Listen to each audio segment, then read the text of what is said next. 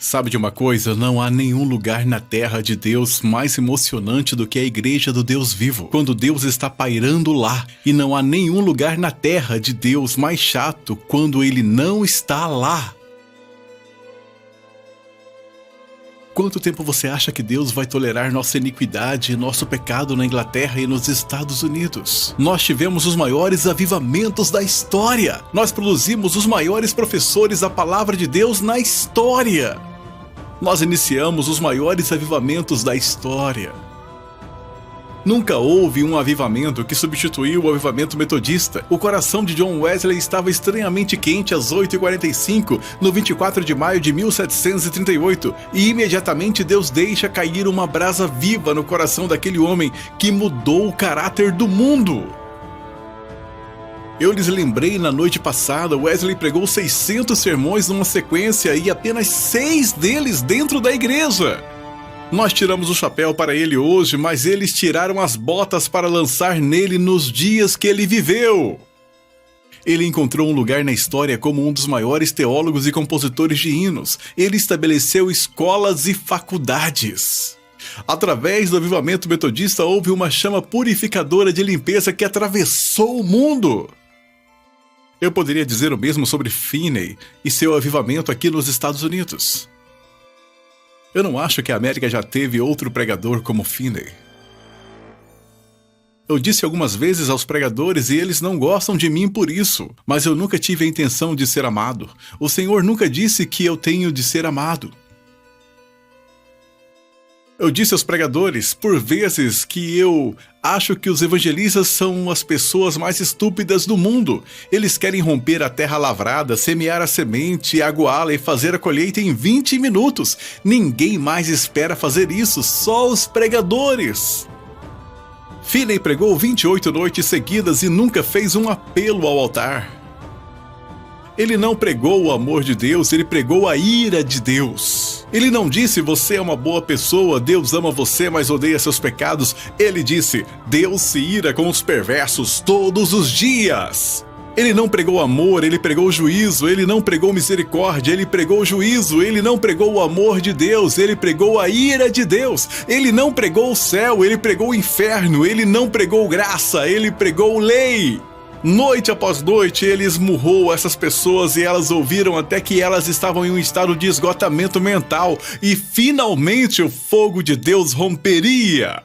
Lembre-se que ele foi para uma cidade como Worcester, Nova York, e teve uma cruzada lá por cerca de 2 meses. Ele deixou centenas de milhares de pessoas genuinamente nascidas de novo do Espírito de Deus. Eles mudaram o caráter daquela cidade. Eu lhes lembrei ontem, um verdadeiro avivamento. Eu não me importo quantas pessoas vêm ao altar, o quanto você dá ao evangelista. Se não mudar a atmosfera moral da comunidade, não é avivamento. Talvez seja evangelismo. Avivamento é o trabalho do Espírito de Deus na igreja. Evangelismo é o trabalho da igreja no mundo.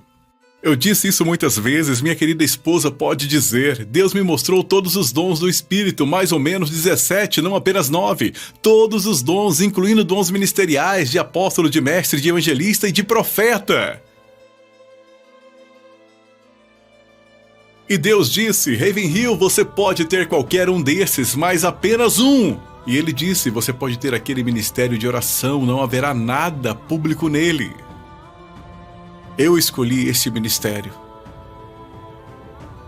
Sabe, quando falamos de oração, falamos de um jovem que realmente se matou orando.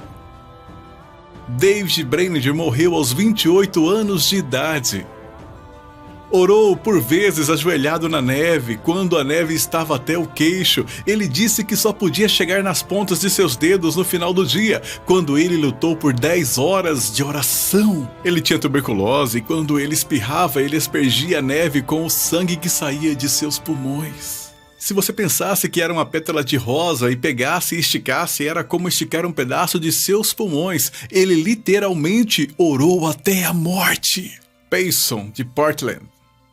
O homem que não tinha um carpete no chão do quarto dele, ele tinha um piso de madeira como este e depois que ele morreu, eles acharam ranhuras naquele chão, 2 ranhuras na parte lateral da sua cama, longas ranhuras. Enquanto eles lavavam o corpo para enterrar, eles descobriram que ele tinha grandes cascos nos joelhos. E alguém juntou as coisas e disse: este é o lugar onde ele costumava orar. Ele orava intercedendo desta forma, até ele desgastar as ranhuras no chão do seu quarto. Oh, eu posso dar-lhes uma lista de um monte de homens na história. Eu tenho um monte de livros sobre as minhas prateleiras. Homens que se embriagaram em oração. Homens que passaram dias e noites lutando em oração, amarrando principados no poder. Eu costumo dizer minhas orações. Mas eu oro mesmo? A oração é tão simples que uma criança pode fazer. A oração é tão profunda que as maiores orações da Bíblia não tinham nenhuma linguagem. Ela vai esgotar o seu vocabulário, ele vai esgotar você.